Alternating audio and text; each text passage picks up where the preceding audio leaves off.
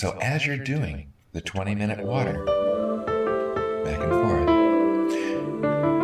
you do backwards and forward snoring. Forward snoring is, regular snoring is, it's like you inhale, you're inhaling, and that is fluttering of your upper mouth, the roof of your mouth, not the hard part, but behind that, the soft part that flutters, that you can move with your tongue or finger. It's fluttering between that and and your tongue, right? But it flutters too, because it's flexible. You can feel it. You can push your tongue up against it, right? It's not the solid top of the roof of your mouth, like from your teeth back. It's solid. Then you reach that point where it's flexible, Well, up above there's also singer's congestion. And it's just kind of sitting there. Well, you start drinking this water, it's going there too, and that's going to start to move. You can help it move, and help it move better if you do frontwards and backwards snoring. Look at it this way. In the same way that a cough is the body's way of getting something out of that area that it doesn't want, backward snoring is kind of the same thing too. If what you got up in your head, congestion singer wise, is that's not coming out your nose, it's going back into your mouth, falling off the back of that little flexible top of the roof of your mouth back there that can flutter, right? Falls off the back of that onto your tongue, and then either comes forward, out, and gets spit out, which is what we do want to do, or gets swallowed back down, right? Okay, well, up above that little flexible part of the roof of your mouth, back in the back, up above that, on top of it, it is the roof of your mouth, but it's the floor of your nose cavity, right? It has congestion, singer's congestion, sitting on top of it, and you can, if you do regular snoring, which is inhaling like that, see, that is fluttering that and loosening that singer's congestion on top of it. Kind of like you're shaking the roof. You're shaking the roof. You're shaking and bending the roof, and so the mud and leaves and everything on there is going and starting to move and fall off, right?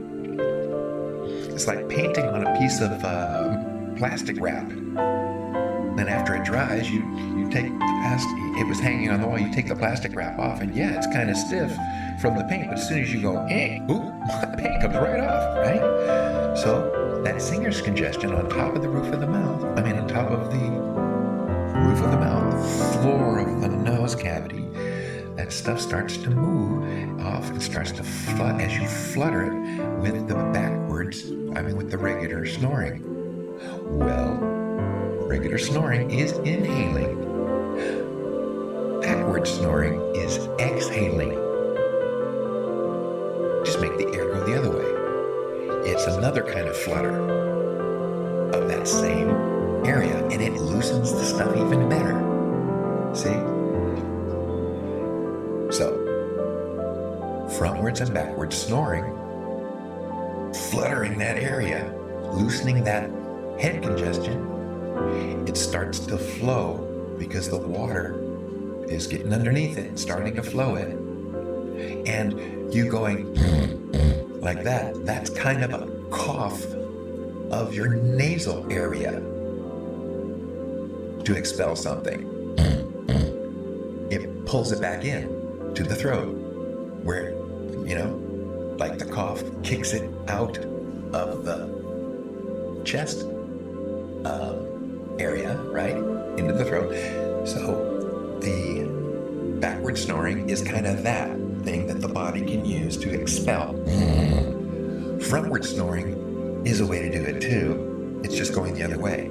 Basically, you're just wrestling, you're just wrenching back and forth this stuff off of the top, off of the surface up there. So as you're doing that, loosening that, and the water loosening it, and it starts to flow, it too starts to fall down into where all the stuff that the lung stuff is coming up. It goes to the area where the cough can reach it and spit it up and out. When you get something to spit up, spit it out. So, the frontwards and backwards snoring, along with the water, helps clear, finally, the head area. And the 20-minute water, warm water, side to side, back and forth, clears the singer's congestion lung area. So, that is part 1, and part 2, which is the lung area and the head area of Singer's Congestion Monthly Clear.